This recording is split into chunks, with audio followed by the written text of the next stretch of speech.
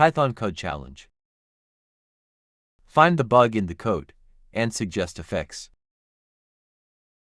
Task 1. Identify the mistake in the code that causes the infinite loop. Task 2. Correct the code so that it successfully prints all numbers from 0 to 4, except for 2. Check the pinned comment for the Python problem statement.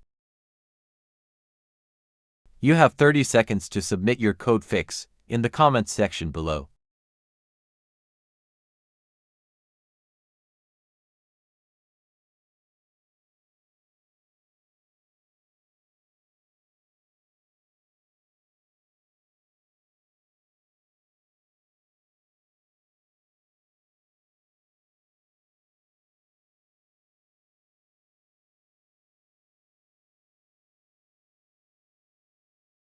Corrected code. Now, I is correctly incremented before continue, preventing the infinite loop.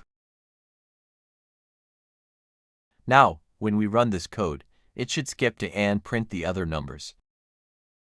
We get 0, 1, 3, and 4 printed correctly. No infinite loop. Problem solved. Thank you for watching. Don't forget to like and subscribe for more videos like this.